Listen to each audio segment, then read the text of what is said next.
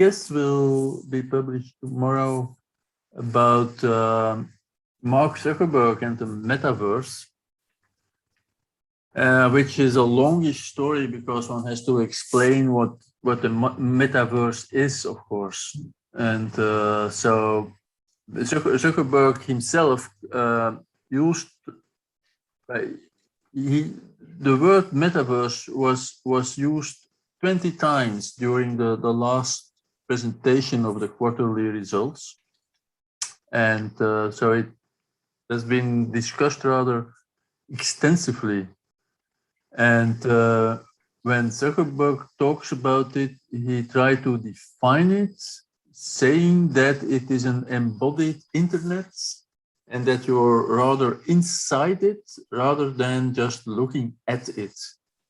And so a virtual environment where you can be present together with others sharing digital spaces. And so during my, hello Graziano, during my research, I found some interesting figures.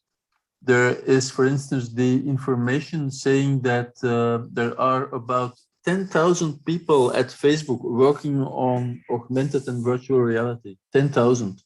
That is 1/4 of the total labor force of Facebook is working on that. Wow.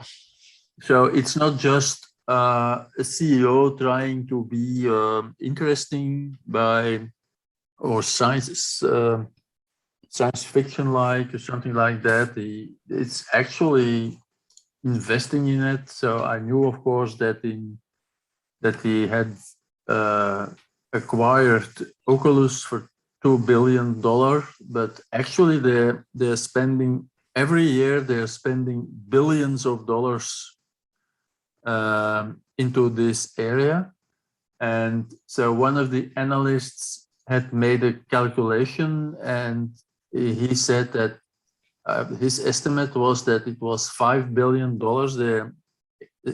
they invest each year into the metaverse, but that figure was not confirmed. They said, well, okay, you talk about billions, we talk about billions, that's about it. We don't, they were not ready to give more specifics about it.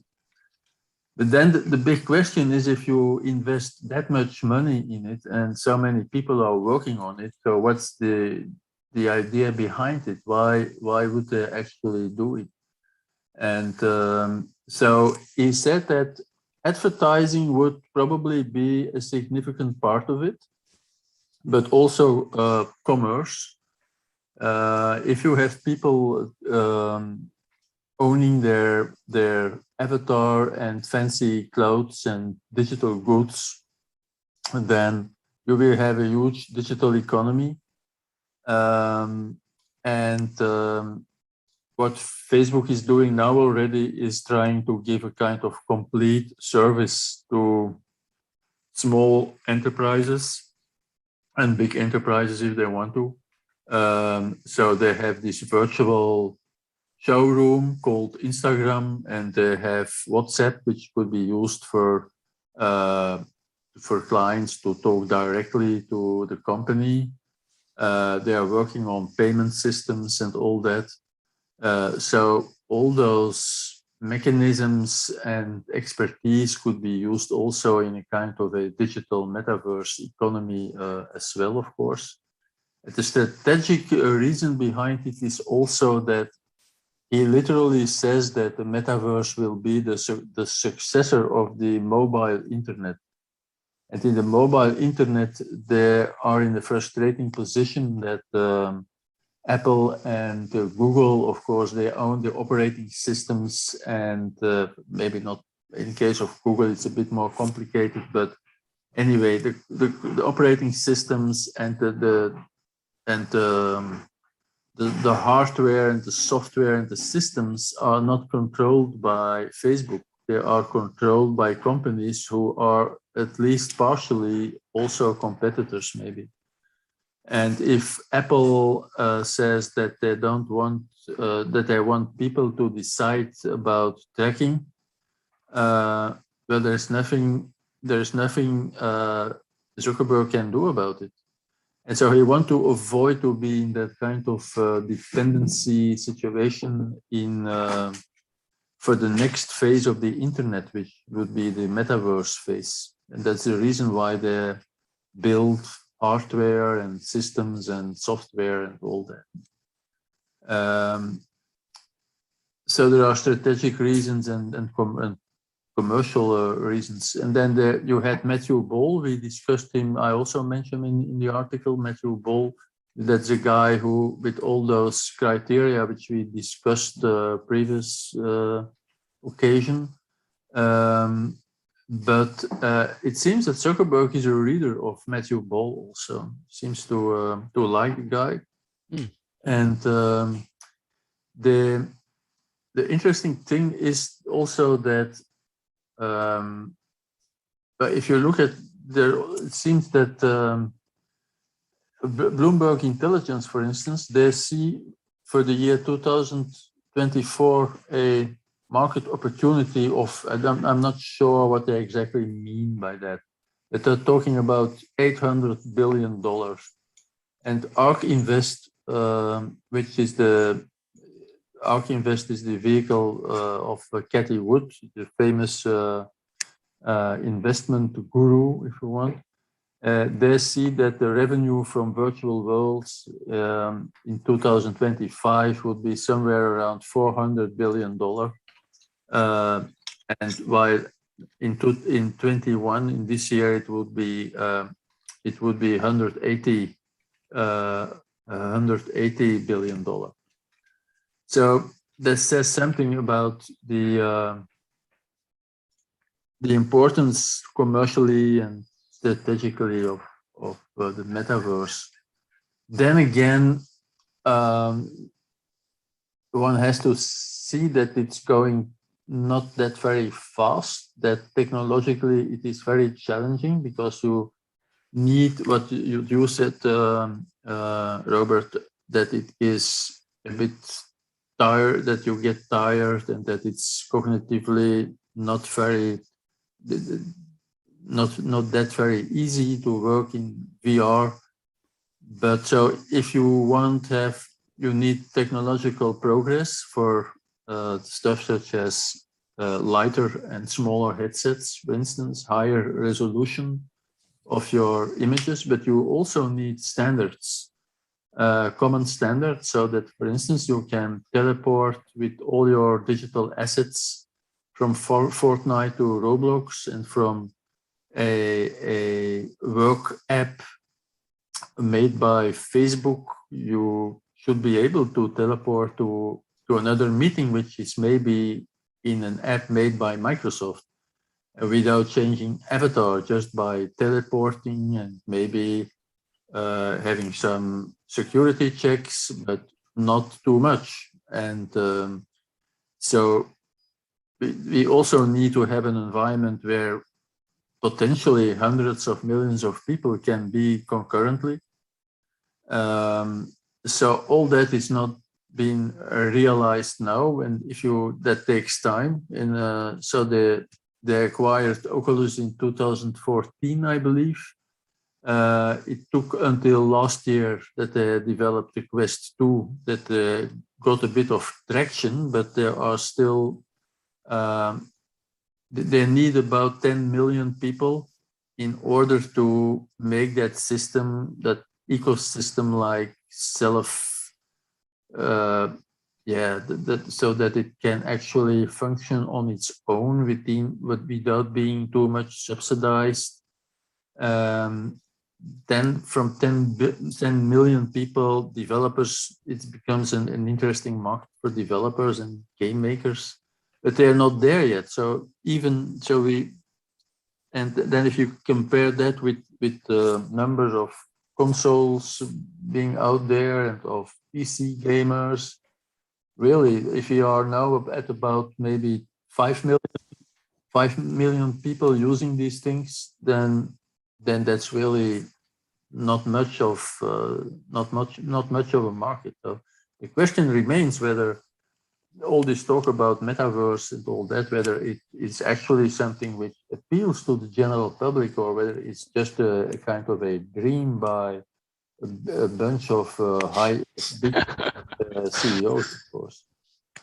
But anyhow, I was really surprised to find out the amounts of money that they are spending on it. So Facebook is spending for Simon. Hello, Simon. Just talking about an article I've been writing, it should be published tomorrow. Good, great. Sorry I'm late. No problem. Nice to see you again. I just found out that Facebook is spending literally what they say is we spend every year billions of dollars for developing the metaverse. And so one analyst said, well, I made a rough calculation and I think it is something about around 5 billion yearly. And they said, well, you're talking about billions, we are talking about billions. Let it be like that. They did not want to elaborate on it. But they are also, it's the information saying that, the news site, the information, which is generally very well informed. And they say that about 10,000 people work on the metaverse project in the broadest sense at Facebook. For 10,000 people. So that means 1/4 of their total workforce is working on that. So it's a huge gamble. I really don't know whether it is something which will actually become a reality 10 years from now. Maybe it won't, but it is fascinating to see how far they are going to prepare that kind of next phase of the internet, which they say is the successor internet after the mobile internet. Is there still, I forget when, is it Lira or Libra or whatever their crypto coin thing was supposed to be? When did that emerge? Was that part of the early metaverse sort of project there, or I don't know? Maybe it was related, I don't know. But the Libra changed the name. It's no longer the Libra these days. It is these days, I should look it up. I know they're working right now, is Diem now. D-I-E-M. Diem. And Diem is a kind of a cryptocurrency or stable currency. But they're working on a digital wallet, and right now they are looking there, and it seems that they are inclined to incorporate the possibility to have, for instance, non-fungible tokens, to be able to put non-fungible tokens inside that digital wallet, because of course those non-fungible tokens, it's a complete hype these days. It's the month of August was gigantic success for the sales of non-fungible tokens, and it's really it is amazing to see, and I guess it's a kind of tulip mania, but it can't be denied that it's a way to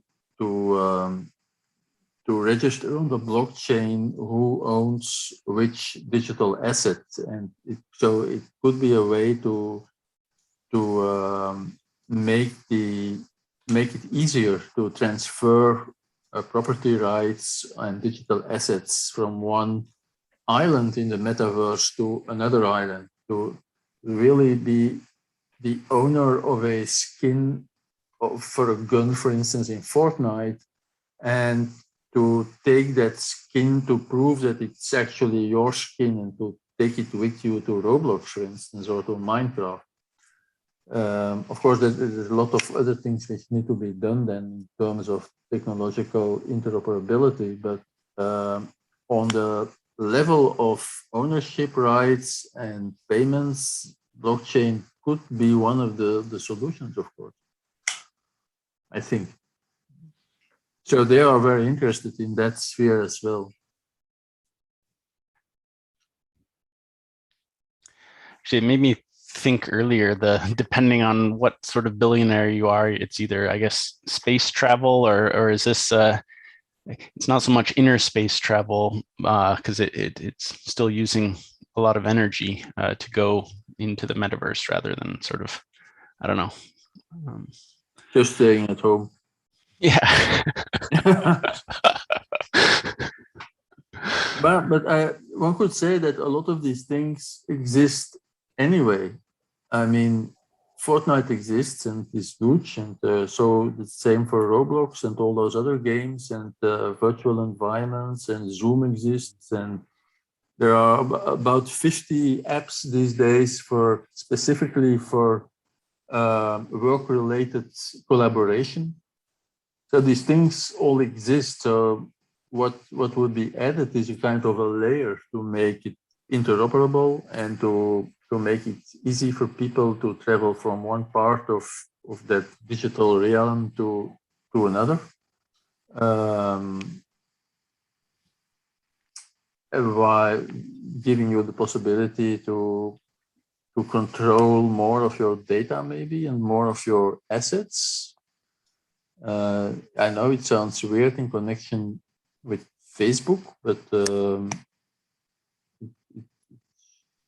I don't know what direction it will take. But interesting to see that Zuckerberg seems to be well aware of the fact that by definition, the metaverse is something which cannot be made by one single company, that they will need to, on a certain level, to collaborate. And a bit like the internet is a collaboration, but then the internet started out from the public sector, not from the private sector with competition, which is typical for the private sector.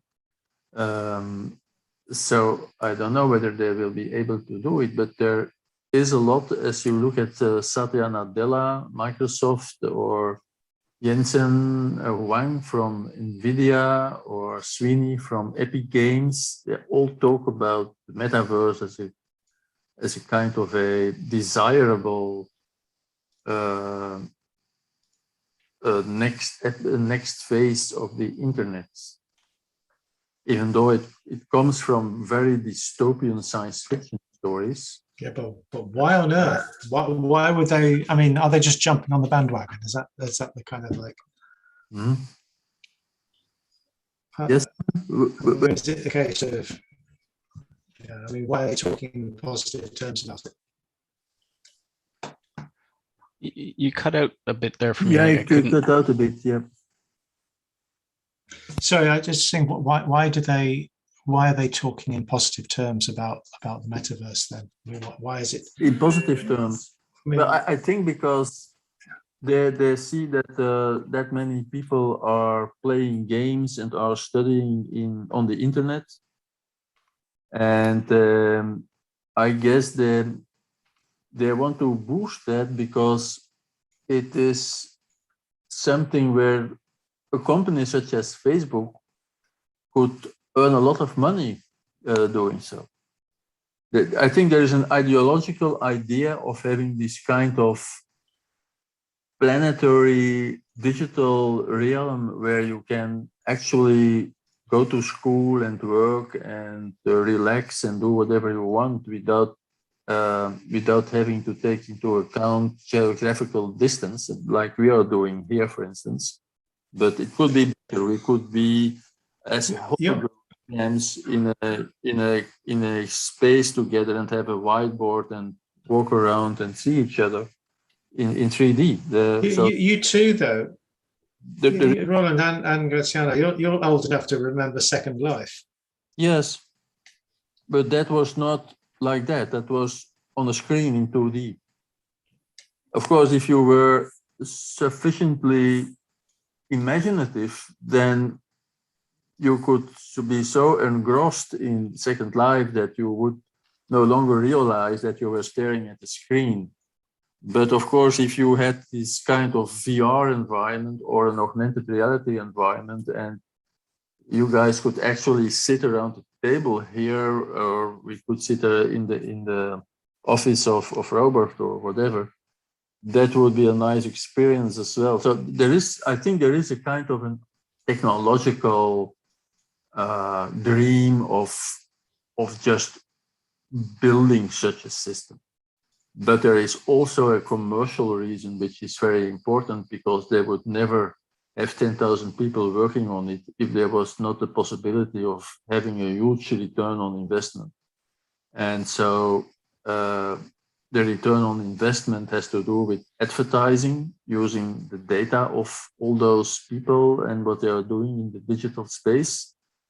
And it is also commerce. So if you have all those apps and clothes and other digital items which become actually valuable items, even though they are not physical, they have to be sold, they have to be there has to be marketing, and all that are things which Facebook is doing. Of course, they are involved in Instagram is a kind of a virtual, now already, a kind of a virtual shop where you can stare at products and buy them, and they want to add payment systems to that, and they will use WhatsApp so that you can have a direct conversation with the shopkeeper.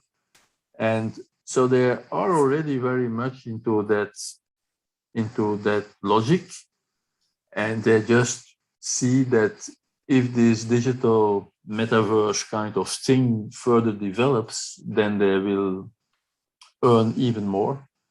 And they want to avoid that others will develop it, and that there will just simply be one of the apps in the metaverse and not one of the leading makers of the metaverse.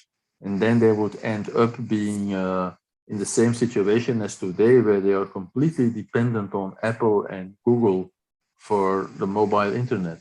And then that's what they want to avoid. So there is also a strategic question. So it's three things, actually. There's a technological dream, there is a commercial interest, and there is the strategy of being independent or less dependent on Apple and Google.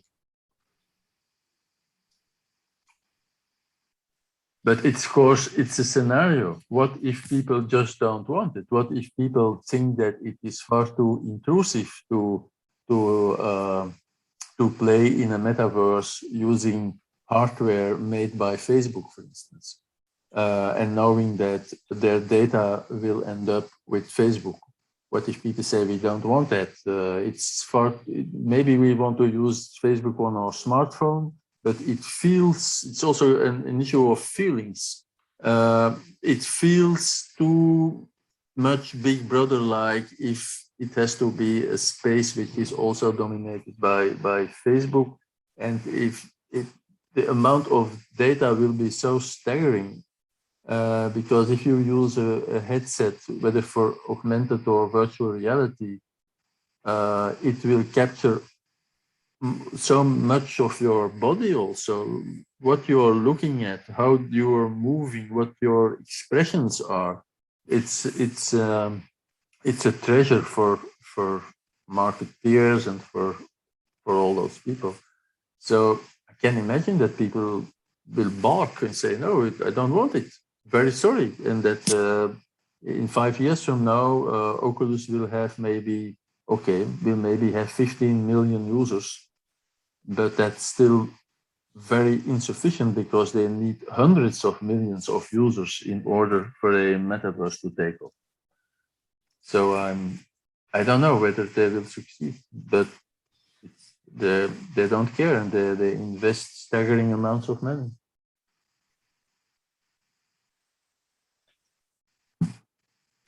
So that was my weekly rant about the metaverse. Good. I don't want to hear about the metaverse anymore. Go away, metaverse. Yeah, metaverse is receding, but some would say that we are already in it. Yeah, that's what crossed my mind, was like, we don't need headsets to play in the metaverse. No, because the metaverse is also includes headsets, but also 2D screens, and also whatever is there, smartphones, laptops. Yeah, something I'm definitely interested in, I don't know, the idea of a place, or like what you said earlier about even Zuckerberg wants it to be more of a place. And I think even even the original URLs really wanted to be a place. Yes. So just That's thinking true. that, Yeah. making it Yeah. sort of more like a place, or a place that we sort of co-create. We I'm don't even need so Facebook old. to be involved in with that, though. They could sort of show some interesting patterns or whichever. Yeah, I all of a sudden realized that I'm so old that I remember the bulletin boards where you had to dial in, and in order to make this more or less intuitive for the first users, it was all the metaphors used were like a little city actually.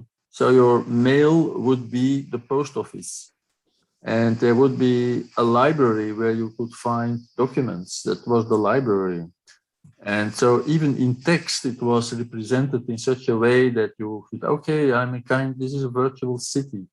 And of course, it was not really, was even hardly graphical, but it used those metaphors. And I think that the use of metaphors is very important. That I can imagine that rather than have saying, like Windows, you have a folder, and in the folder you find a document, that you can say, you know what, you will find the prototype on your desk, and it will be on your desk in AR, in augmented reality, as a kind of a hologram, which will be even more intuitive than just having a kind of a document which you have to find on a drive, and then in a folder, in the subfolder, etc.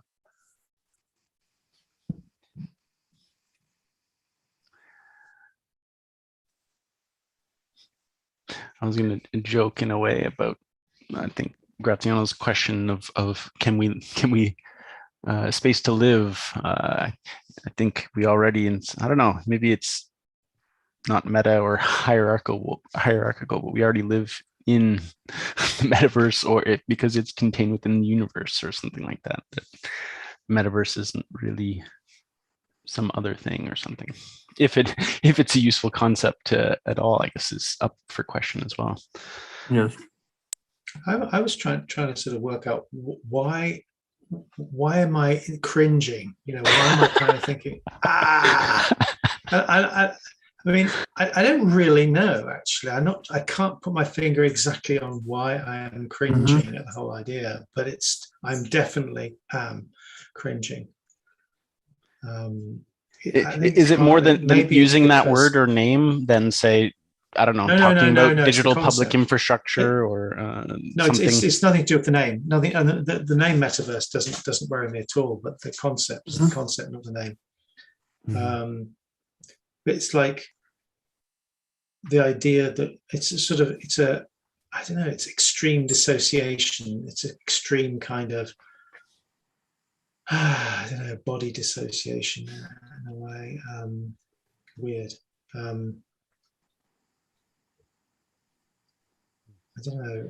The name will go away. It will be like cyberspace. At a certain moment in time, people used cyberspace, and it was a kind of a new. No, I'm really not worried about the name. And now it's metaverse. But I think once a metaverse really exists, the name won't be used anymore. It will be so self-evident that people will not have a special word for it, because it will be part of reality. It's kind of a transformation of reality, if you want. I mean, I can see, like, the usual way that you capture a mass market is to obviously provide some kind of, augmentation of what people already do, obviously. And yes.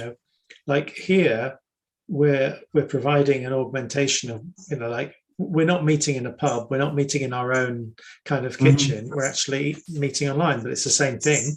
We could easily have been meeting in a pub or online, or on, in a pub or in a living room. And I can see, you're mentioning games, I can see how people enjoy playing games.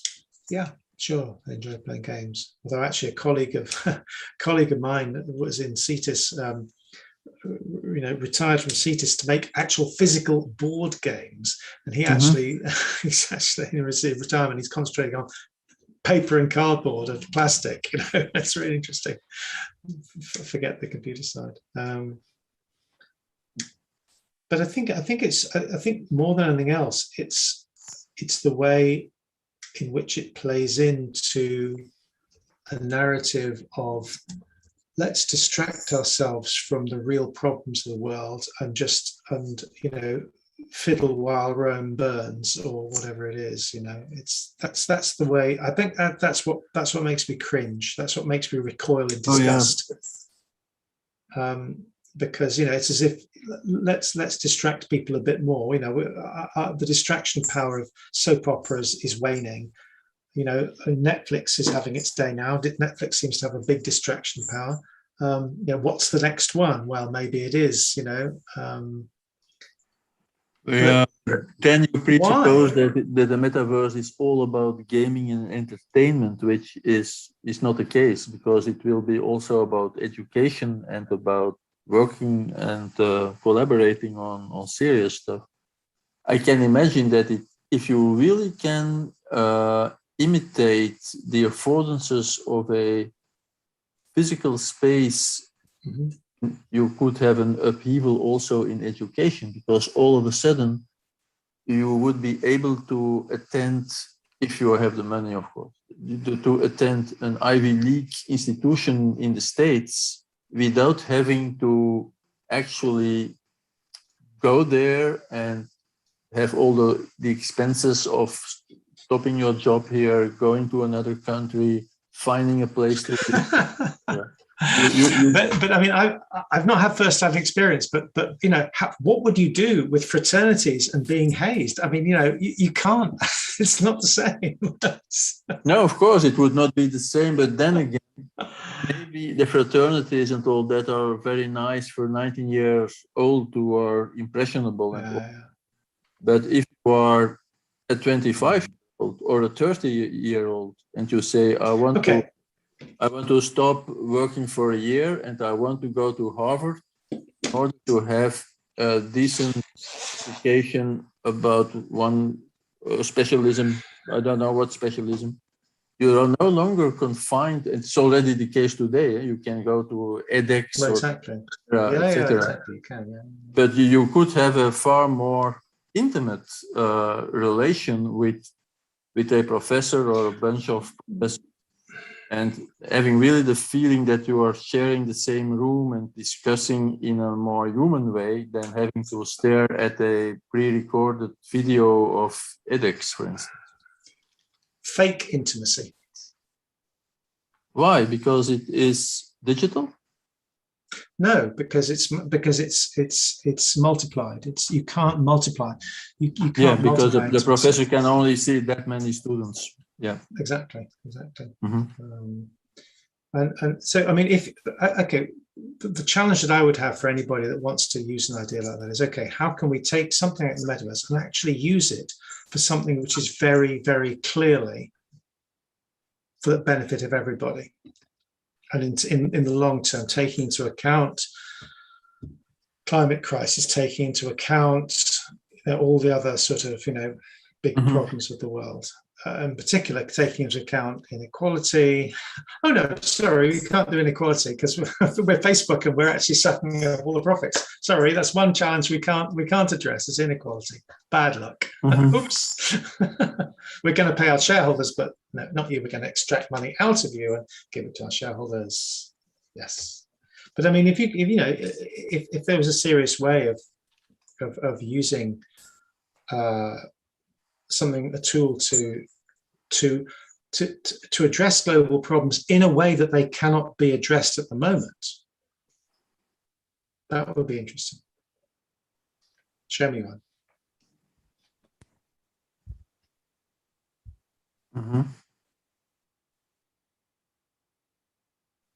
Yeah, it reminds me a bit of Clubhouse, where at a certain moment, until the Chinese government stopped it, Chinese people were entering Clubhouse in order to have discussions about Chinese politics and human rights.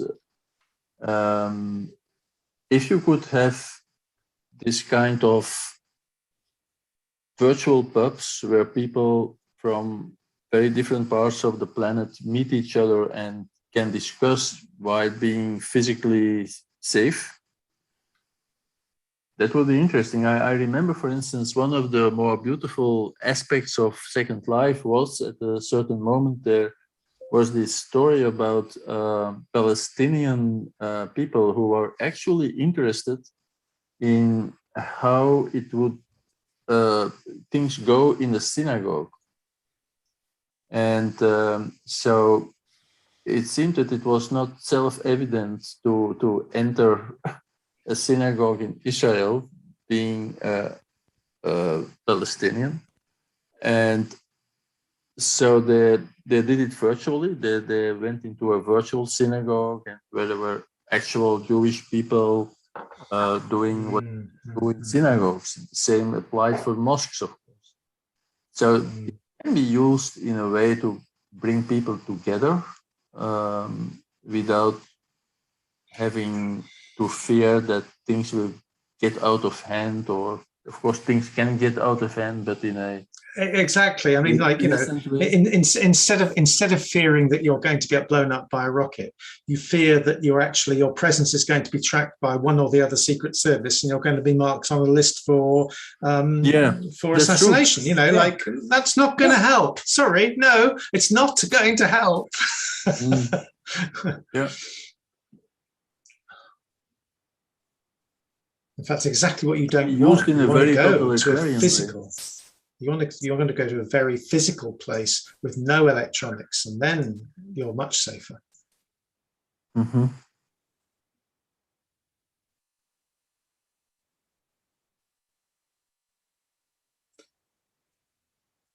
Yeah, fraternity, dear me. I mean, fraternity is a. But still, it's something. I do feel, maybe because I have this weird gaming background, I feel a certain sympathy with it, because I feel a bit vindicated also by the fact, if you look at the Chinese government, these days they are very much up into arms to protect young people against the gaming universe. So the minors in China will only be allowed 3 hours of gaming a week, and this is rolled out over the whole country, because actually it is something which keeps young people in a crazy country such as China more or less sane, I think. The possibility to emigrate into a digital realm of games. And of course, that's something the regime does not like. It's a place where they can hide from the relentless pressure of the school system, which is completely crazy, like in most of Southeast Asia. They can hide from the propaganda of the Communist Party, who now has just expanded their stuff into for the very young children. We'll have to learn about the great history of China, but mainly about the great history of Xi Jinping. In a way that was. Can I hold you up? Yeah. Can I interrupt, Roland? It's like what I'm hearing is a critique of China, yes. And what I'm not hearing is, like, you know, what are the US government doing to protect the US youth from the ills of nothing? Basically, well, you know, like, yeah, sure. It's like, you know, I think let's have a bit of sort of cultural relativism here. Let's have a bit of sort of, you know, let's have a bit of postmodern sort of unpacking of the assumptions that we're making, and not assuming that the Chinese government. I mean, yes, there are lots of bad things about the Chinese government. There are lots of really bad things about the US government too, and I think this to me has come to a head in Afghanistan, actually. Sorry to bring that topic in, but you know, like, why wasn't there a real popular backing for the American and Allied occupation there? Why? Yes, in certain people, yes, of course, you get certain people, I guess, but you know, like, they didn't win the hearts and minds. If they really had won the hearts and minds, then how would the Taliban get back in power? They wouldn't. So what's the problem there? And why wring your hands about all these thousands of people that now can't get out because they bought into the Allies' sort of like economy mindset, culture. I'm not a supporter of fundamentalist Islam at all, not in the least. But yeah, there is this religious dimension, which I think is relatively independent from all the rest, which is a kind of a force of its own, where a number of people really say these are the infidels, and we have our religion, we are in the right, we know that what we are believing is the right stuff, and we do know for a fact that those other people who do not share our beliefs are kind of a different kind of people which we do not want in our country. It is, I think, also related with culture, a deep culture, such as what do we think about what women should do in a society, especially in rural Afghanistan, where you have sometimes, in our view, if you want to be relativist, in our view, very extreme visions about restrictions on girls and women. How can we hook this back into the actual the core subject matter we're talking about? Because I don't think I don't want a general discussion of politics. That it is the fact that the Americans had to leave Afghanistan like they did is, I'm sure they made lots of mistakes, but I also think that it is that in itself does not prove anything at all about, what the Chinese are maybe extremely authoritarian, but the American government is not okay because look at Afghanistan. That's more or less the way the discussion went, I'm afraid. I don't think that Afghanistan. That's not your argument. Okay. Absolutely not. No. But it's. I'm using Afghanistan only as a, and I think this is relevant to metaverse in a way. I'm using Afghanistan only as a way of introducing the topic of looking at it from the other side.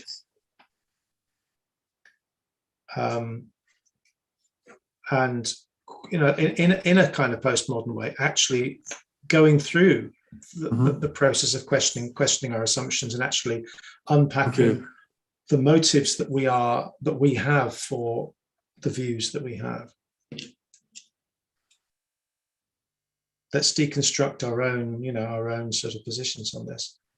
Yeah, but then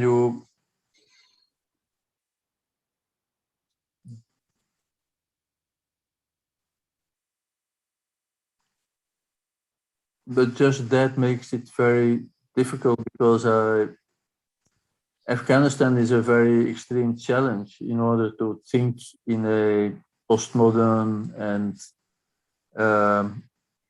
culture relativistic way, I think. Because one of the problems there will be, I guess, I'm not an expert on Afghanistan, far from it, but I guess that one of the difficult things is that when you talk about cultures, I'm not saying that you are thinking along those lines, Simon, but can imagine that what I often hear is that cultures are being considered as islands. For instance, we have that Chinese people on conferences, especially those who have an unofficial position, often say, well, we have our own culture, which is a Chinese way of doing things, the Chinese perception of what it is to have a good life and to have a good society. and you have the Western culture. And then you are not deconstructing anything at all, because you are creating monolithic blocks which oppose each other, which have nothing to do with each other. While in reality, that's not true. Totally. Yeah. In the West, there but you is see, but I mean, like, you know, but mainstream Western culture, you know, like the history, the stories that we are confronted with. Mm-hmm. And this is why I take the idea of Afghanistan, are one-sided.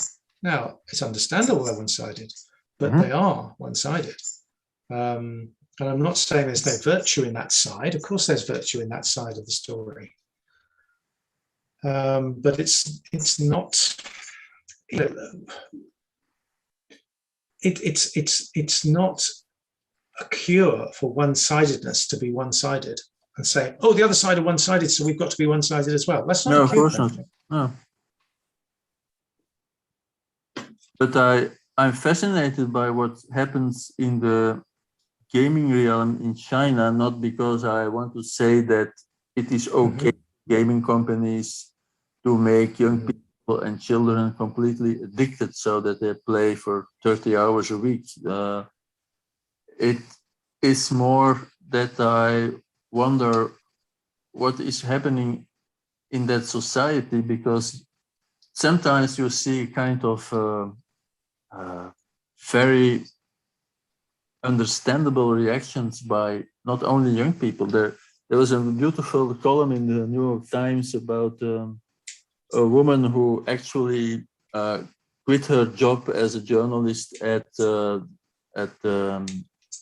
NPR, and she was somewhere with her parents again in a very rural area in the States, and she was quoting a Chinese man who more or less did the same, and who was just laying in his room on his bed and posting something which became which went viral in China, just saying, well, that's my definition of the good life, is just be laying here on my bed, and I still work, but just enough to cover the necessities of life.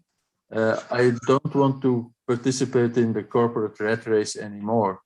And so that there was this kind of the same feelings going on, even though there were different cultures, different places on the planet.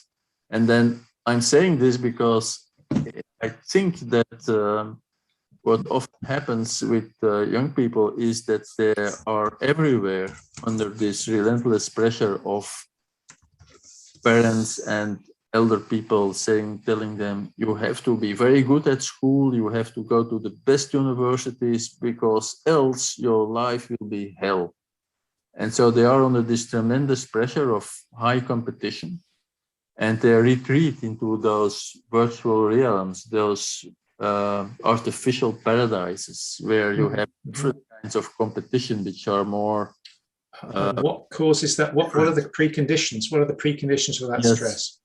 Yeah, and I think that's something where if the Communist Party would really be so worried about young people, they should think more about that. They're thinking about education. For instance, they are saying we want to stop this sector of private tutors, which are actually often big companies and which are in it for the profit, obviously. They say, well, that this is not fair. It's an unfair situation. It has to stop. Okay, I can understand the reasoning behind it, kind of saying we want more equality. But the bottom line stays that why are people recruiting those tutors? Because they are so afraid that their children will not go to the best universities and that their life will be shit if they don't manage to succeed on that level. So maybe that is the point where societies, and not only the Chinese, should really have a hard look and think, well, how are we educating children if that is the kind of pressure we're putting them in? I mean, fraternity in a different sense, like that brings you back to like inequality. I mean, yes, Chinese, I mean, like Russian society got far, far more unequal. Yeah. With the fall of communism. Okay, I mean, it was unequal in a very bad way already, but it's got worse. I mean, is this tendency of people of really wanting to do a lot better than the others, of course, and to put other people down in a sense? I think that's artificial. Pardon? I think that's artificial. Yeah. I mean, can you yes, up to a point. And I was reading something. I can't remember what it was. I've lost the reference, but I was reading something about the natural, the natural nature of inequality and competition and stuff. And I was thinking, well, in certain circumstances, yes, if you've got positions where there's scarcity and where there's inequality in power, yes, of course you'll get competition. Yes. But then if you've got abundance, the abundance is not a way, it's not a context for competition. It just doesn't, why compete over something that there's plenty? I've got to have more water than you. Well, actually, there's plenty, there's enough water, there's more water than anybody can use. Why do you want more than me? You just don't. I want more air than you. And still, I want water, but I mean air. I want to reserve my oxygen, my air supply because because I want more of it than you. No, it's ridiculous. It's absolutely. But still, ridiculous. It happens. Look at Tim. For instance, he get I think $750 million because of what he did the last 10 years. So. But he himself is saying, well, I just give away lots of that money. I will not keep it with me, and I will just do all kinds of good causes. But why is it necessary for him to get all that money in the first place? So there is a kind of a symbolic issue here. So it's a kind of a potlatch. The company is so grateful that we will give you almost $1 billion, knowing that you will never in your life you will be able to spend it all. But here it is, and if you are doing even better for the next 10 years, you will get another $1 billion, and it's up to you to spend it. There is something anthropological in it to have this kind of idol where you offer money, even though the idol no longer needs you. It no longer needs you, no longer needs the money. What I'm saying, Roland, is that there are certain particular conditions. I'm not an economist, so I'm not an expert on this, but just thinking about it, there are certain particular conditions for competition to thrive. And I say one of them is scarcity, whether it's artificial or real scarcity, and the other is differential in power. If everybody has the same power and the same resources, they will, even in scarcity, they will tend to group together and actually help each other. But once you get a power differential and scarcity, you're stuffed, basically. So what are we doing to address either power differentials and in particular artificial scarcity? Because, we've got enough. I mean, it's still happening. It's still happening and still happening, still happening. And I think you could see cryptocurrencies and non-fungible tokens as yet another way of manufacturing artificial scarcity, you could say. Yes, it is. It obviously is. Yes, of course. And that's bad. Artificial, I mean, I'm saying artificial scarcity is evil. And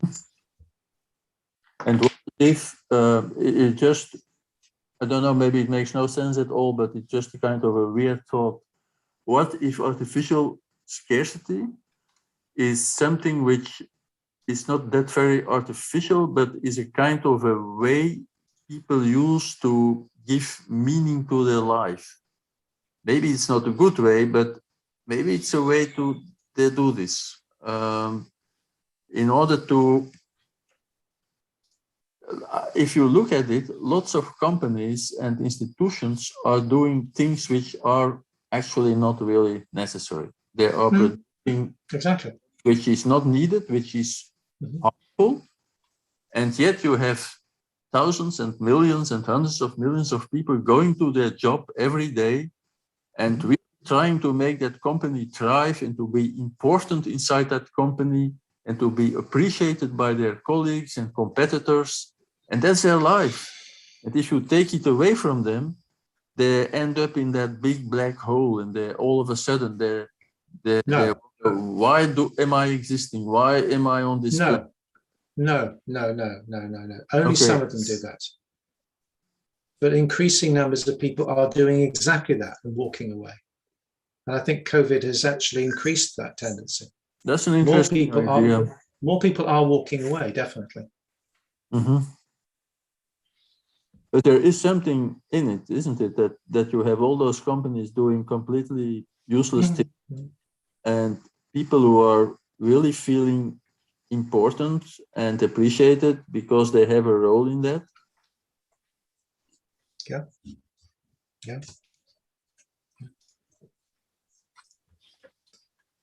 Very tragic. And that's tragic, maybe, yes.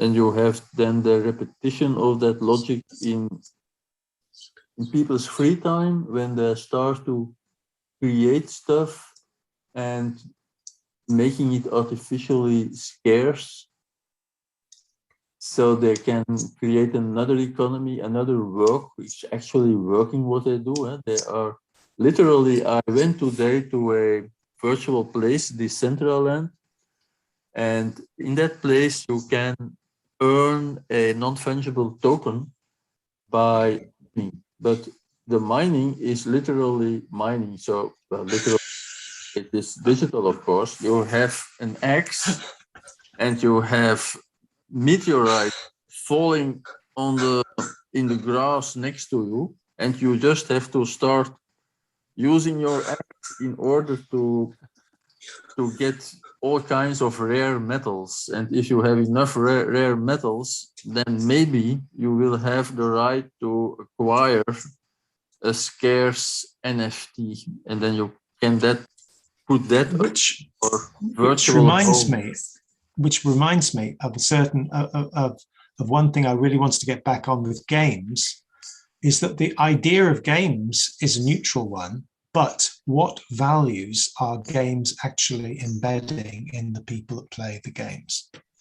And is there any connection? Maybe is there any connection between the values which are embodied in the game, which are the values which are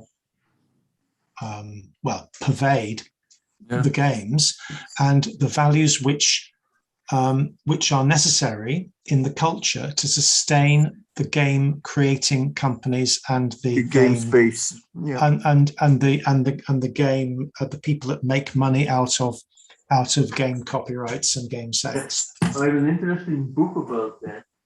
Exactly what you're saying. It's already an older book. It's by Mackenzie Walk, and it is called Gamer. Okay.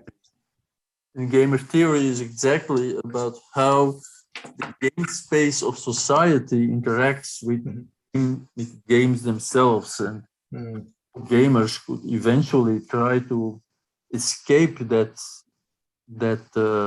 dialectic between society's game space and what is indeed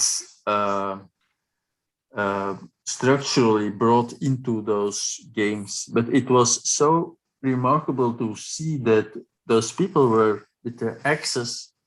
So all of a sudden I had this idea of an era of abundance where people would stop working or have to work a lot less than ever before. And so they get free time. And what will they do during the free time? They go into this virtual realm and they become miners. and they mine all day in order to get scarce stuff which they actually don't. So that is a kind of it's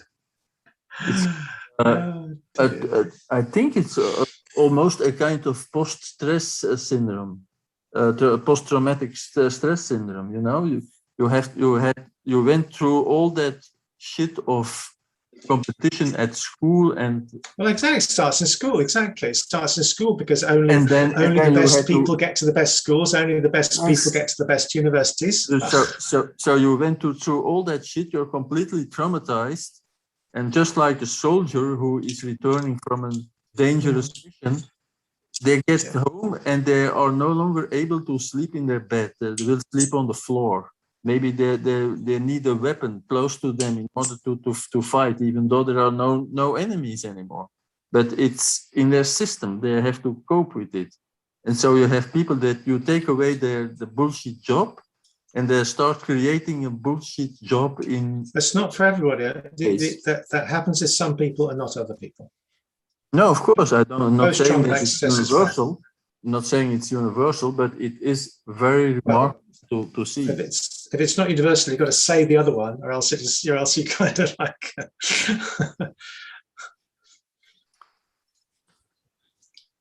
Yeah, it's really Decentraland. If ever you're interested from an anthropological point of view, I would say go and visit just in your browser. You don't need a VR headset. Just visit it. It's a paradise for NFT lovers, and but that was very, very weird.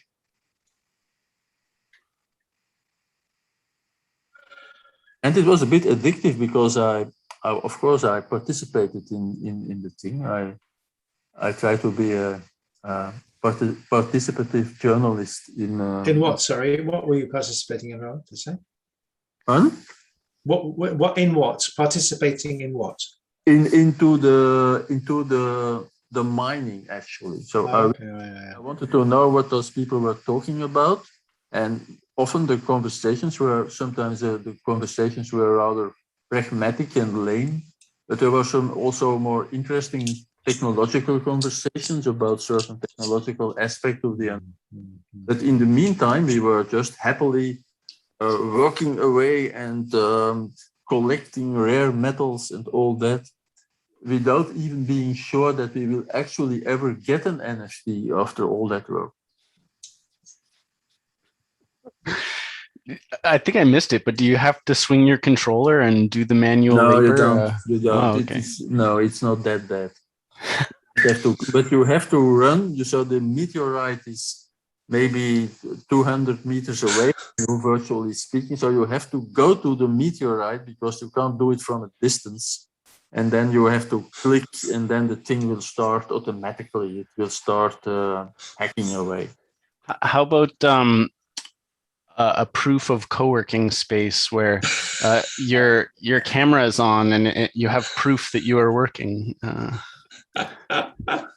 Yeah, but that's an issue in many companies, isn't it? That they want the cameras on, and that people in Europe, they can't do it, I think, because there's too much of a tradition of labor unions. But if they could, they would impose it. Many employers. Yeah, well, actually, the reason I said earlier that I am interested in, say, digital spaces, and yeah, I think pointing out the sort of how to not accidentally stumble or back into artificial scarcities or something like that for no reason. But yeah, thinking about creating digital spaces for co-working or collaboration. That's what openness is all about, partly. I mean, openness and commons. I mean, I always keep saying, like, open is the adjective which goes along with the noun commons. Not exactly, but roughly. And that the whole commons orientation is the orientation away from artificial scarcity. It's the orientation towards sharing, and the orientation towards, towards minimizing overall consumption as well.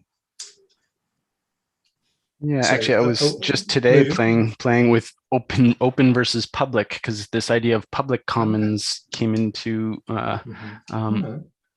Actually, I forget what podcast it was on. I think one of those TED Radio Hour ones or something like that. But yeah, because obviously, I don't know, a public space is different, and then obviously a commons space. Where in some sense, I don't know, maybe it's just I haven't read enough on the commons, but it does seem to sort of Commons implies governance. Yeah, there's governance, and it's but it is co-created. It's not just a totally open and out there thing. Oh, totally. I mean, public. I mean, yeah. I mean, public could just be unregulated. Exactly. It's not much use. Which I guess, yeah, funnily, like in the non-digital world, a public park, I guess, is quasi unregulated, but normally it's given that status by a government or something like that. It's not really unregulated, because you do have park wardens going around there, and and the police occasionally, and if you really make a mess of the park, you will, it's regulated, but it's just official structures. I mean, you try making a mess in Hyde Park, you wouldn't. Where's Hyde Park? There's one in Toronto. In London. Okay. Hyde Park, Regent's Park, any of the central parks in London, you wouldn't last very long. A few minutes. Well, there's a very metaverse thing, is that we have a sort of shared concept of a nice park because of the using the same names over and over again in London, Ontario, or London, Toronto's Hyde Park and Regency Park, and all the same things in a way. we could map those sort of overlaps. Actually, the thing I was thinking about in terms of space for co-working and otherwise was it doesn't need to be thought of as like an event, but something on Fridays where I would create a space sort of different than this, which has turned out, I don't know, to think about it, it's turned out to be like more about the named space or a particular community or a sort of particular set of expectations or patterns, where something that's more in some ways closer to being a place than I don't know what I would call what I just described. But yeah, you sort of just show up and see who's there. You could sort of walk off to a room or have a one-on-one or sort of share co-working sort of screen sharing type things, or I don't know. Been thinking for a while, obviously, how to sort of create a thing and not have it be a VR headset sort of required. Here's my mine.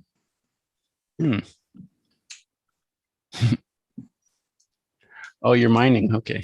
Yeah, I'm mining here, and now you will see it opening, and there it is, my rare metals. Rare metals. It's interesting. Yeah, it's even there. You've got the embedded model of rare expected scarcity. Yes. Right there in the middle of the game. Oh dear. Oh dear.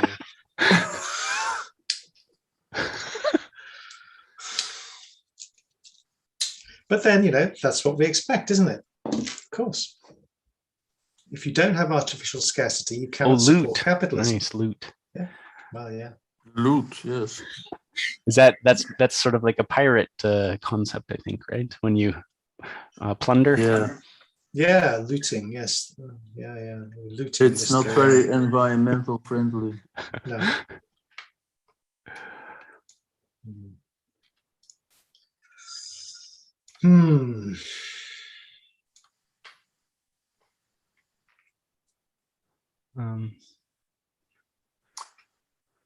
Yeah. Actually, in terms of, I was also in the background thinking, because I know that Graziano, we and I had talked about playing on Federated Wiki, and in a way, it's sort of, I've been thinking about accessibility in addition to openness or otherwise. But yeah, sort of but in terms of an abundant space, namespace or something, FedWiki has an interesting sort of abundance to it if you set it up the right way in terms of being able to. I think that's a good metric, actually, Robert. I think that like in your proposed technical system, what things are abundant and what things are scarce. I think that'll be a really good analysis, a really good sort of analysis framework. And and recognizing there are some things which are absolutely limited, and the ultimate one is human attention. Yes. Yeah, at least with who we're interacting with.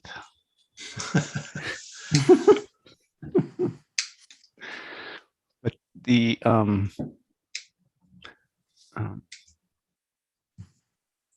actually, and that question or that inquiry gets right at sort of the domain name system and sort of the proprietize, or however you say that word, I can never get it right, of even our named conceptual spaces, where you have to yeah, interestingly, I guess I was thinking about this,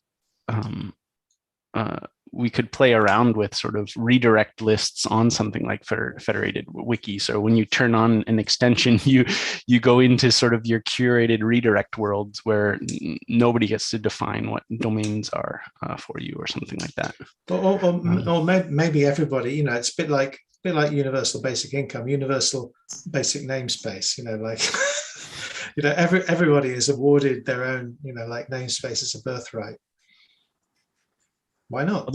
Although it would be actually, in terms of, I guess the blockchain world often gets in discussions of time and relativity and the ordering of things. But interestingly, I guess, in terms of potential abundance of metaverse, in terms of namespaces, you could have sort of the first to a certain handle in my sort of set of chains or something like that. Not that it would have to be chains, but in a way, a sort of, I don't know, first come, first served within the universe that I'm observing, or something like that, or I don't know. And I think one strategy to reduce scarcity is to increase diversity. So instead of having one dimension, you've got 50 dimensions, and like we can't all win.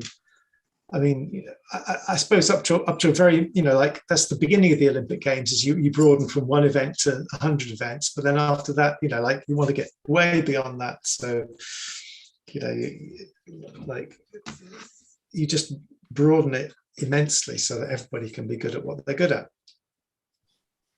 and recognized for that.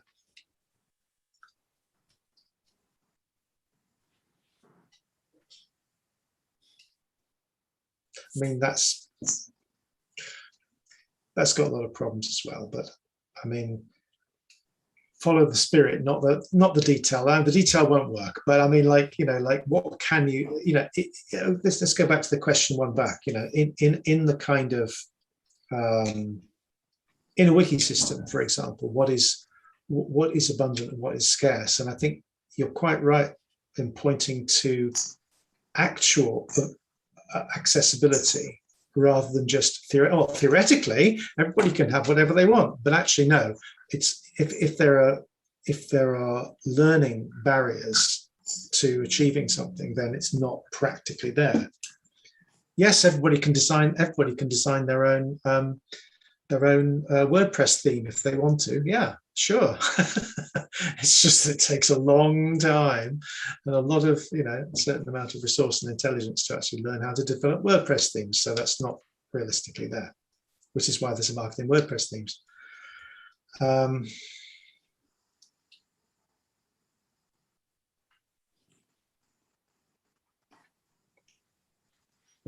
I think that's a really deep challenge, really deep challenge. Well, I want to just about virtual reality. I wanted just to add that I found this article I sent to Robert and Roland about libraries in Scotland, which are using virtual reality to gather all elderly people and people with mental illness, and just people in a library. So this is it sounds very, it's open, and also people can learn how to stay and use technologies. So there is also a topic, an issue about literacy, because it's so complex to understand, to orient in this complexity. I wanted just to point this one. Instead, I wanted to go back to the federated wiki. We talk about to have a short lessons or short tutorials about federated wiki with Robert. And I don't know if federated wiki is we can try to do that because it seems inaccessible. It seems something that is clever but not reachable. And this question is about instead of on the contrary, games, metaverse, Facebook, a lot of things in technology fields are reachable, are easy to reach, not to orient yourself, but to stay in, to play with, to learn in some ways. I don't know why many people easily learn how to use YouTube or playing or games, but it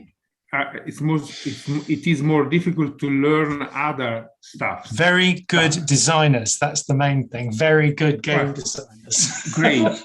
So one is a point about federated wiki, which is the idea is great, but the way to enjoy, the way to have experience about that, it's quite complex or difficult.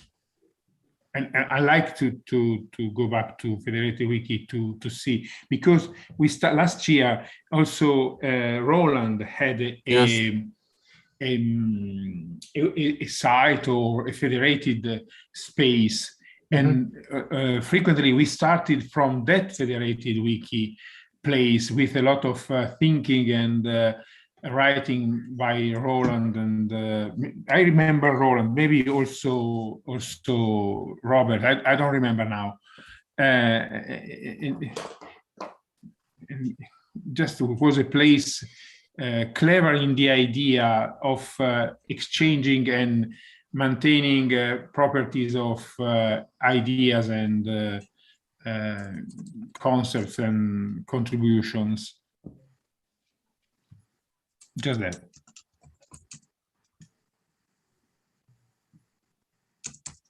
Yeah, actually, it's I'm in a weird position, I guess, with respect to FedWiki, where I have some ideas about how it could be used as a sort of curator's workbench and all these things, but you're right that some of the ways to get it to do it would be sort of not really hacks or workarounds, but it wouldn't be super intuitive. But I've seen, even sort of, Roland showed me again recently his sort of RSS feed reader, where you could pipe some of that data into a federated wiki as well, and sort of pull things off of it to sort of create new pages. Yeah, the thing that I've been stuck on in terms of federated wiki, and I can set you up with one now, or there's a quick way to just use a free quick way on a what's called a farm. Actually, FedWiki interestingly gets into some of the sort of physical place metaphors as well, like farms and neighborhoods and things. But yeah, in terms of an edge for its development beyond, say, people's sort of, I don't know, comfort level with certain UX patterns, or whether it has sort of shared UX patterns.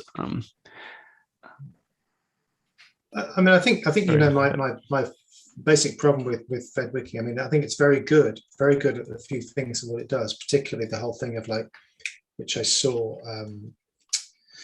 Ward and somebody, I can't remember his name now, demonstrating really effectively, kind of like unpacking your conceptual scheme and comparing it to somebody else's. Fantastic, really great. However, when you look into the interoperability side, it's fundamentally broken. You can't possibly, there is absolutely no way you can map the FedWiki paragraph structure to anything realistic on HTML or any other wiki. So it's just, from that perspective, it's just broken. and I don't think there's any possibility of restoring it. Well, unless you ban, well, you could have to start off by banning HTML paragraphs, but I don't know what else you'd have to do. You'd have to radically restrict some of the features. You'd have to chop off some of the features of FedWiki to make it work.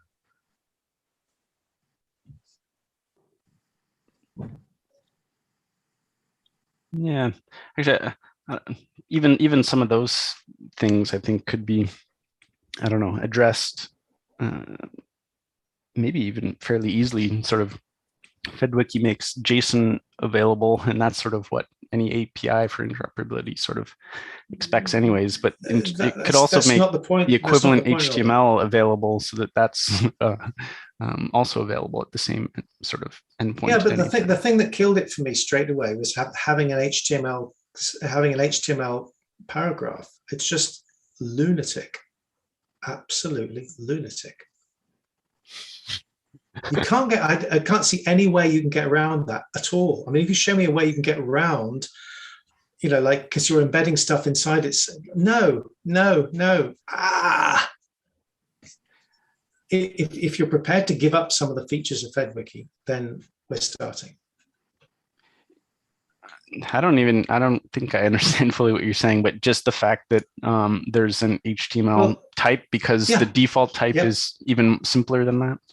It's just text with square brackets. Because FedWiki represents a, they're called the pages, really, are they? Whatever they are, the pages anyway. Yeah, represents panels, a page as a linear string of paragraphs. Mm-hmm. each of which is regarded as atomic. Mm-hmm. Now, once you start introducing a highly structured structure inside that, you've broken the model. You mean having HTML inside HTML is you can't do it. It's just even if it's just kind of actually I haven't never inspected the page. Well, like if I made well, yeah, I mean, if yes, obviously, if you artificially restrict your HTML to a particular subset, yes, you could probably make it work, but people aren't going to do that. I'm not sure. No, there's HTML. Yeah, but then you see that if you have an HTML page, I think you can. I'm not sure if you can include arbitrary markup, but you can include markup inside the HTML page. Well, there's multiple options in FedWiki, but yeah, I'm sure you could do interesting things like iframes or otherwise. But then FedWiki has its own also frame system. Yeah, I mean, no, it's not just that. It's and like lists. Like, how do you do lists in FedWiki, please? That's it. But in a way. Don't ask me now, Robert. Don't worry, because it's like, you know, this. Yeah, you can have a list of things. Exactly. Yeah, that's right. That's how you do a list. A list is a list of paragraphs. Exactly. Yeah. Mm-hmm.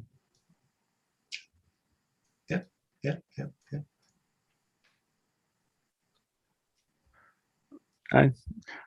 Well, I'm curious, Graziano, if are you curious, say, with FedWiki, what are your hopes of why to scale that learning curve, or what has you interested in it? Well, the idea. What is strange to me is that it seems a great idea, and I found some information very interesting on some federated wiki, but it's not easy to understand the architecture, you know, how to manage it, how to move it. If you look at, for instance, it's not intuitive, yes. Mm-hmm. And the idea of horizontal develop of ideas also is strange, because we are quite accustomed to see the vertical orientation, but this is one problem. Another one maybe is not to have tutorials, you know. Maybe 1 year ago, now maybe there are some tutorials. When I tried to check tutorials 1.5 years ago, I wasn't able to find them. So it puzzled me because I wasn't able to approach the opportunities. And also I'm interested in the idea that it was plenty of good information anyway, because I read some interesting information.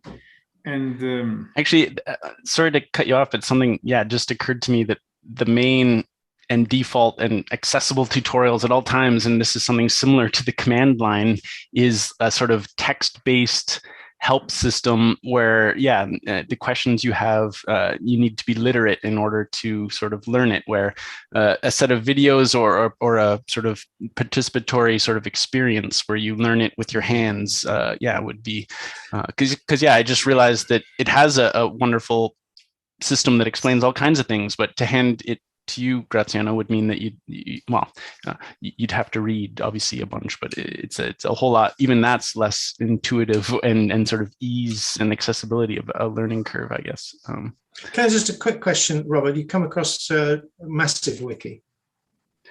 Oh, I've heard about it because of the overlap, say, with Kikolab, and I know it's basically just Markdown and Git, right?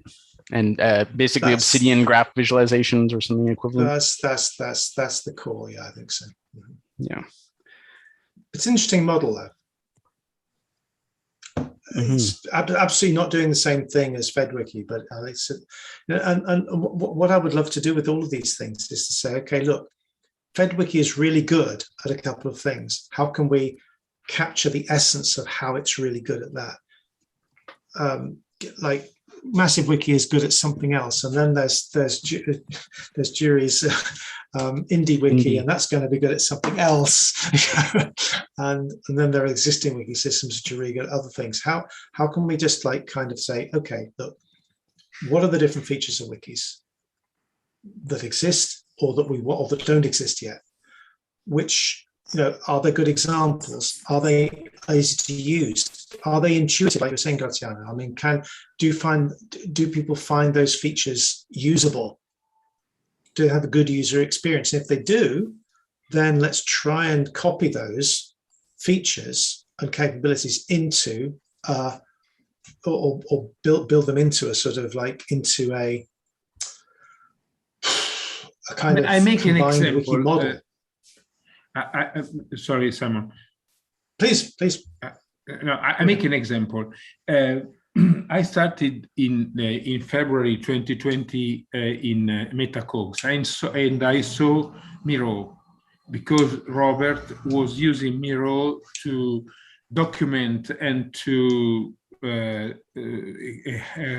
offering a kind of storytelling about our Tuesdays, one after another. And I tried to use Miro, and a few months in October, maybe I started to use Miro, and from January, Miro is my cooperative. The cooperative where I work in is the standard now. There are always 8 months we use only Miro, and we use it to work. And when I think about federated wiki, I think in which way I can use it in such a thriving way, in such a very useful way. Because maybe, of course, you have to pay Miro, you have to pay accounts, but it works. It helps really to work together, people from different places. And I am not, so what you were saying about the main idea, the core idea, maybe it's only because it's different, like reading ancient Greek is not useful, but it is in some way. So if you study ancient Greek, maybe you cannot use it in a market, but it's useful in some ways, you know.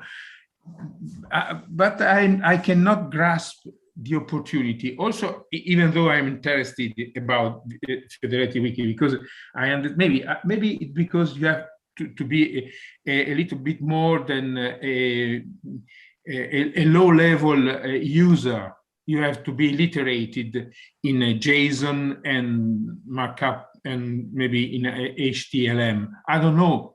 Maybe I have not enough knowledge to enter. I think that's right. I mean, everybody I've talked to, I think, has the same experience with FedWiki, that it just doesn't match anybody's, you know, model of anything until you get into it. So you get this sort of like convert, sort of like the outsider insider effect. Once you invested time to get to know how it works, you think, oh, now I know how it works. I can do this and this and this and this and this. And you get very enthusiastic about it, and you can enthuse with the in group, but unfortunately that doesn't do anything for the out group. So unfortunately, it turns out, unfortunately, absolutely not by design, it turns out to be a kind of technology which actually creates an inequality of knowledge rather than actually kind of making it less.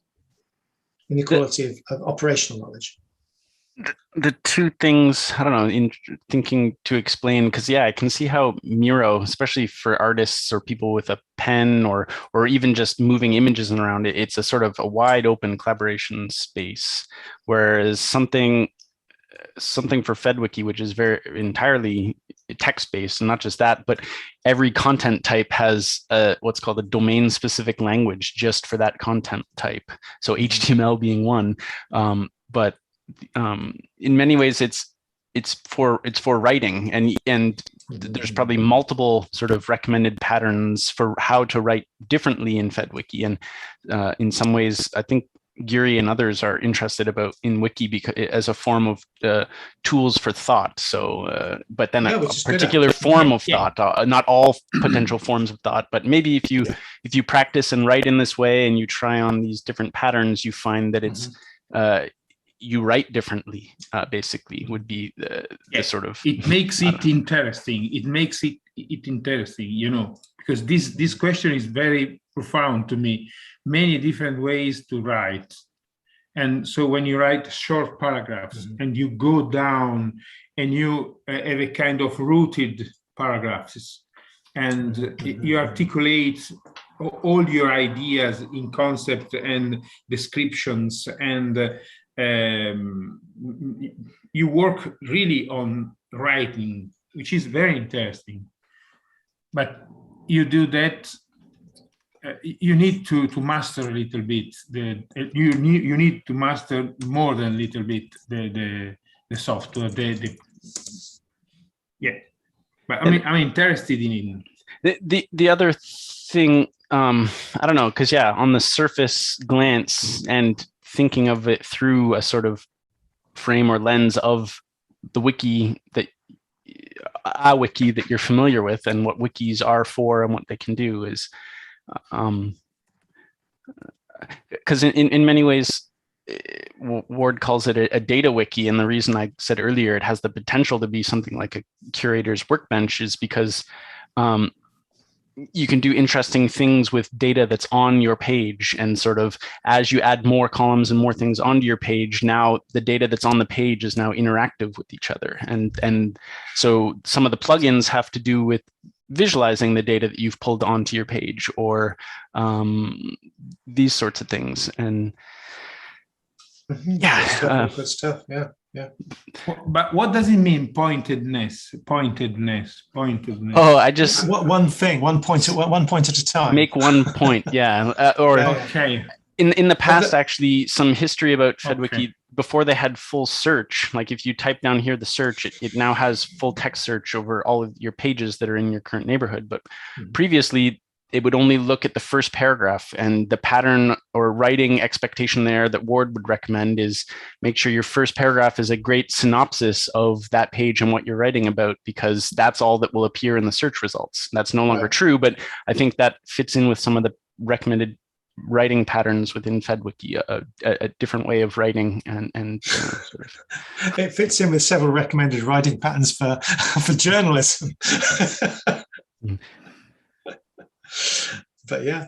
The interesting thing, though, in terms of creating space, and some of these are recent recent patterns, is the community behind FedWiki as it's being pushed in different directions. It's sort of, that's how it determines what it develops, like what features or what other capabilities FedWiki grows into having. So actually some of the current things, such as rosters, which enable you to follow other people who are writing, was actually created for, I think his name is Mike Caulfield, for the purposes of educational spaces and sort of classrooms and things like that, and how a teacher can in some ways curate people who are co-writing around a particular theme or space. And I guess the thing that I'm stuck on is actually a more technical one of the costs of hosting these farms and how the admins can, in an intelligent way, configure the sort of policies around who's able to sort of claim what namespaces where, because one farm in a sense has a sort of scarcity of, for that farm at least, a scarcity of namespace. Only one person can claim a certain subdomain in FedWiki, but I don't know if some of this would make more sense. And yeah, it is very, very techy. Like the one sort of revolutionary pattern is if you want to claim a space on a FedWiki, you actually just type it into the URL, which is something that would be very foreign, I think, to most people. Although it seems just recently that Ward had said that he had created plugins for a sort of more familiar registration thing. So when you landed on a page, you'd go through a sort of registration process of claiming a site rather than this strange URL pattern where you have to know that to type it in. But the neat thing is, once I guess you learn that, then it's actually quick and fast. You can sort of just start typing a URL to sort of start writing from a the history of IT, Robert. Once you've learned it, it's fast. That's actually that's at the root of many of my sort of interests in collective intelligence. Obviously, is the history of Engelbart and Jobs, the bicycle versus the tricycle for the mind, and the sort of point and grunt, or was it grunt and click interfaces and things like that. Anyway, Peter Forsyth made one tutorial 6 months ago, and the other tutorials you have to go back 4 years ago, according to what I see, what I'm seeing in my YouTube. You have 4 years ago, 5 years ago, 6 years ago tutorials, and also you have 6 months ago a Federated Wiki basic introduction by Peter Forsyth, which is great because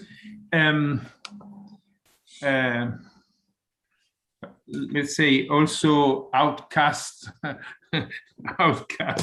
people like me can reach a little bit Federated Wiki, you know. Well, I'm curious, I haven't watched those videos, but would your hope be that those videos, I guess you'd pause and do what is you're invited to do, or would you rather a sort of live session like right now to sort of set up a space? If you like, I can stay until 11, quarter past 11. If you want to show a little bit about Federated, I will stay and try to learn a little bit. Mm-hmm. Well, that's great. I think I'm going to drop off. Thanks, but not enough courageous. Not enough courageous to stay. No. I've seen enough FedWiki. I've seen enough FedWiki, but I'm really interested in the whole kind of like, you know, if we can get people, not necessarily Ward, but you know, somebody in the FedWiki camp to say, look, this is what FedWiki is really good at, and somehow write that down in terms of a specification of then we can do that for the other wikis as well. That would start to be really really interesting to me. I think in that sense it would be two things. It would be sort of, well, in one case, yeah, it'd be great, and I'm sure Ward actually has shareable links to say, here's a set of how to write in wiki, the sort of patterned way I was describing before. But in another sense, beyond just that, FedWiki can be something like more like a spreadsheet where what you use it for is sort of up to you. Obviously, I don't know. That's not the point though, Robert. I mean, the point is like what function which people actually want to do is actually provided by FedWiki. That's the point. Not, oh, FedWiki can do anything. Yes, I know that. Like, you know, writing a program in C can do everything as well, you know. Mm-hmm. Like, you know, yeah. So I think you perhaps you get better what I mean there. It's not what you can do with it, it's what it's really good at, what it's really accessible, cognitively accessible, you know, like conceptually accessible, not just sort of theoretically accessible. And conceptual accessibility. Yeah. So anyway, I mean, I think this is what I see as the way forward, is that if different parties who are doing the different wiki developments say, well, we've really attacked this issue and we've solved this issue really well, and then we start to look at how we can actually build something which actually puts these all together, or develop each wiki system to include the other features which they haven't actually sort of started on. Anyway, thanks. I must go. Thanks, Simon. Thank you very much. Great. Bye. Thank you. Nice to see you all. Cheers. Bye. Okay. See you. I have to also see you guys. See you, Roland. Bye. Bye. See you next Tuesday. Graziano, I'm curious, would you prefer to play with some now, or I was saying earlier, I was thinking having a period on Fridays that would be more sort of like, get your hands dirty with pens and pencils, or either is fine with me. Okay, look, on Friday I will travel from Sardinia to the continent, okay, because I'm coming back to home, so I cannot have a okay. But that's just this Friday, right? Because I mean, I'm thinking about doing a regular Friday thing too. Okay. But I could show you some now in order to. No. Let only me know what time are you going to program your Friday activities? Oh, well, that's what I mean. It's going to be more of, I hope, a sort of systematic a place to go that's open, that maybe I'm not there the whole time, but I'll be there a chunk of the time, and it's sort of like a place to poke your head into and see who's there. So maybe you feel less like you have to attend the whole time, like MetaCAugs or something like that. But I was thinking, hold on, although this would be in my local time, I would maybe start it a little earlier than MetaCAugs, and then go, so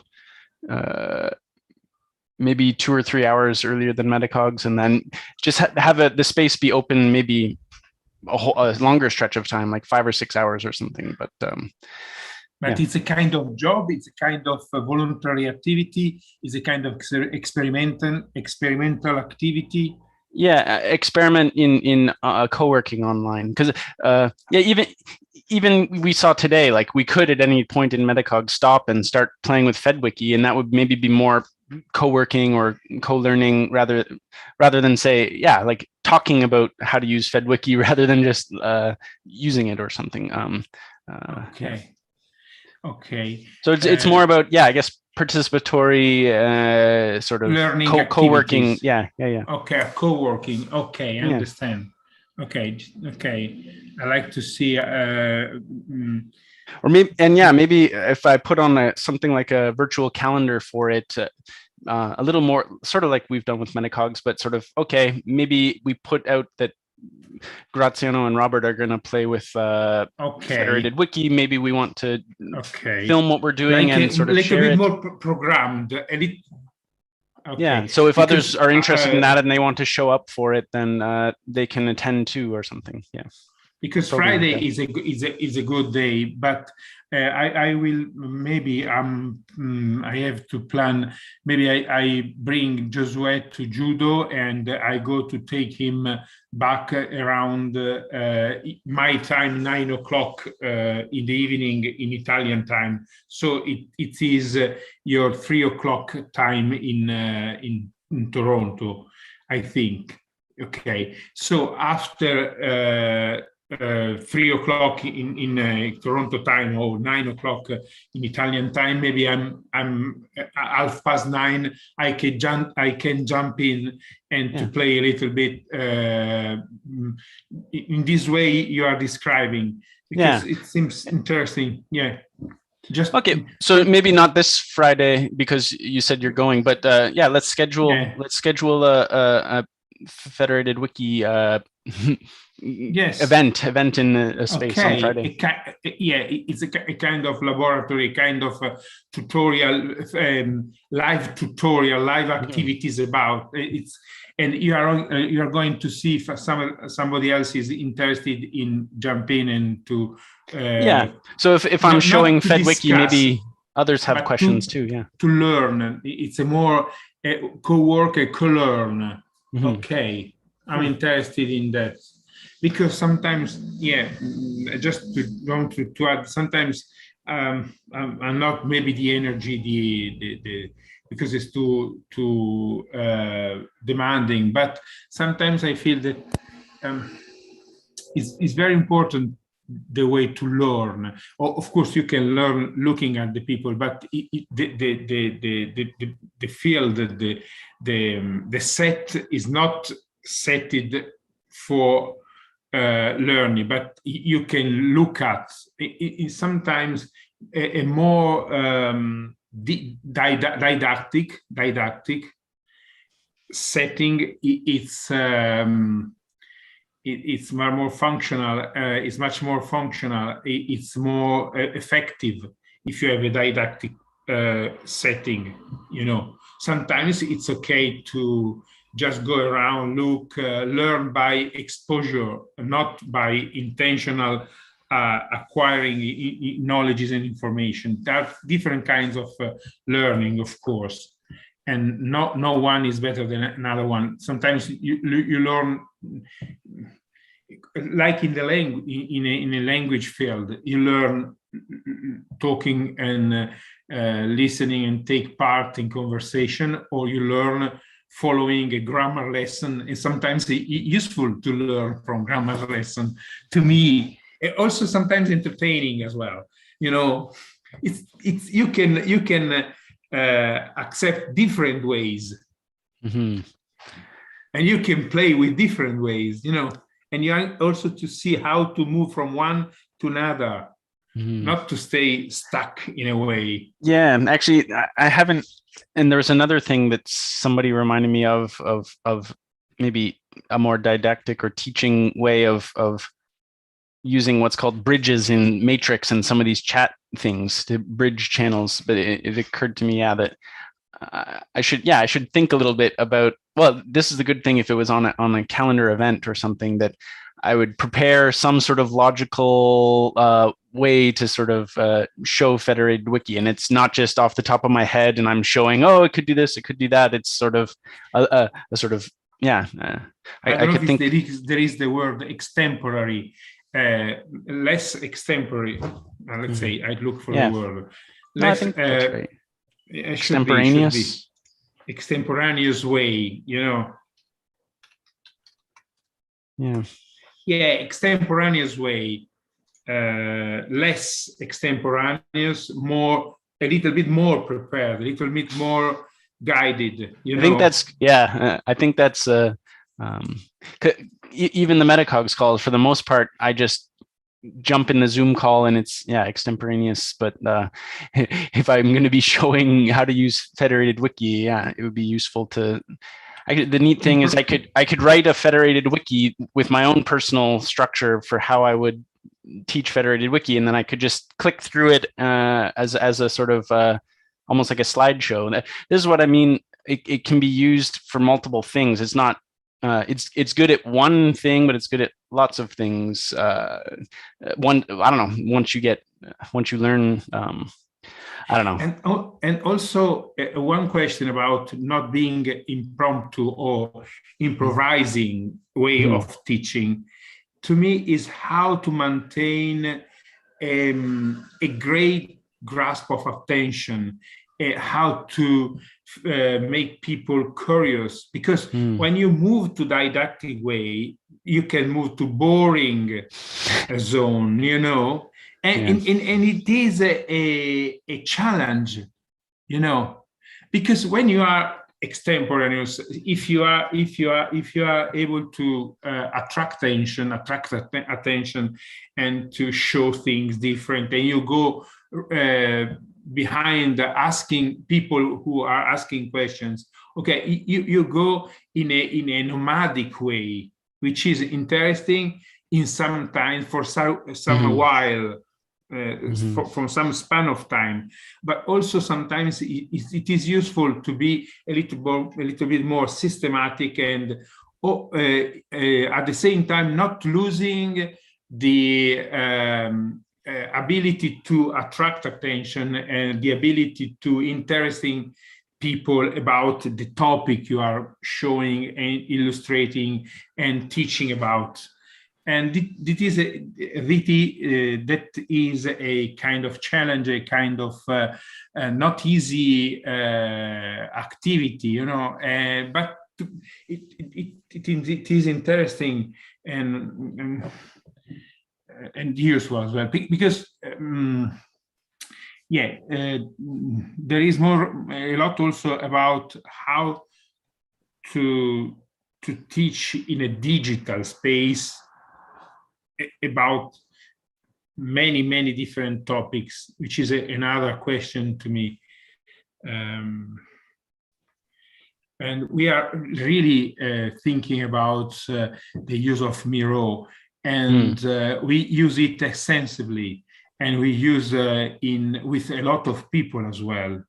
And we are facilitating groups with, we are going to facilitate a group with 50 people.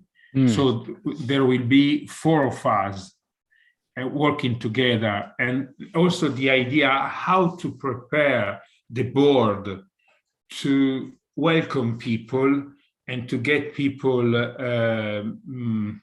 well settled in that board and help people to move around, to find themselves, not to get disoriented and dispersed around the board, and how to guide and at the same time how to leave them free to explore and to look around without constraints, you know. There are different questions about teaching online and preparing short, a little bit more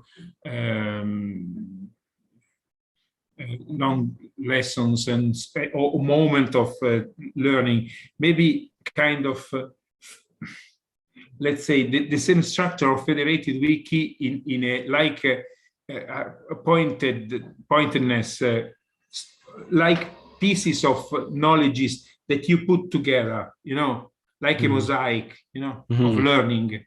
Maybe, yeah. Okay. Yeah, well, that I guess I think it is true that in federated wiki, in the same way that Miro, you can use it to do lots of things. It can be in what you just described. You're sort of making it be sort of like a physical space that you invite people into and you welcome them into, and you can make it. You can bend it to do that sort of thing, and yeah, I'd say in some ways federated wiki is a little more boring because it's kind of mostly just text in columns, and but you can put in images and things too. It's just it stays within columns and things like that. But you could think of each column as a page of its own, and actually just recently federated wiki has been thinking about how to make any page or column expandable to be full screen. So it's kind of like each page is a whole experience on its own or something like that. But well, maybe it's possible to put some pages of Federated Wiki inside the Miro, for instance, because sometimes you need to have a kind of glossary, a kind of terminology repository, a kind of well-articulated, ramification. I don't know if it is English ramification. I don't know. No, it's not English word. It's Italian. Let's check this word. Yeah, there is ramification. But yeah, ramification. Do you understand ramification? So the concepts are well distributed, and I think Federated Wiki helps you to organize ideas. So also this question about how to use in a blended way, in a interoperability way, different programs. We tried to do that. And yes, I was just recently trying with Ward to get a federated wiki page to embed on the Miro board, and it actually didn't work. So I'm gonna have to reach out to Miro to say why didn't it work or something. But yeah. Okay. Because Miro has the iframe embeds. And like an HTML iframe embed, and Federated Wiki technically works in some contexts of embedding its content in iframes, but for some reason it didn't work on the Miro. But maybe we can get it to work, because I think that would be interesting, to have a navigable federated wiki that sort of just embeds nicely on a Miro or something. Because then you could be dragging a whole graph or knowledge graph of concepts at any point from a wiki onto a yes, page or something like that. Yeah, but why do you want to start this? Maybe may I ask a question? I don't want to keep you here. I don't want to stop you. But may I ask why you're going to explore this activity on Friday? What made your mind up about that? Oh, but in many ways, the idea I had of Open Learning Commons is that thing, a digital space to meet for co-working or co-learning, and MetaCAugs in some ways was meant to be, and it still is, an exploration of that potential, like as a co-learning group. But it I don't know, in some ways it's yeah, I guess I figured it's the place or the container that could help something like MetaCAugs be more of a co-working, co-play space, rather than I don't know. Yeah, it's not clear for me, but often recently we've shown up more to discuss and talk news and this rather than, say, although it still has the potential to be a sort of participatory thing rather than more of a discussion or something. So yeah, I don't know. It's just more experiments to figure out. And also the name MetaCAugs has sort of expectations to it of what the meeting will be and how it will go. So I just figured, if I create a new space and it doesn't have that name, maybe something, a different flavor of participation and activity might emerge there. Yeah. And also to get more deliberate about playing with making a place rather than a named community or a purpose or an idea or something. It's just the place itself that can hold multiple purposes, like the same as we were saying with Federated Wiki or Miro. It's more of a place that you can use for multiple things, like a venue or to use the same metaphors, a learning commons, a library, okay. a digital. Have you already planned to use you will use Zoom and Miro as well as tools to receive people and to help people to work together, and from there to move towards different explorations. But the platforms in which to meet, there will be Zoom and Miro, or you are thinking different? Oh yeah, actually, I was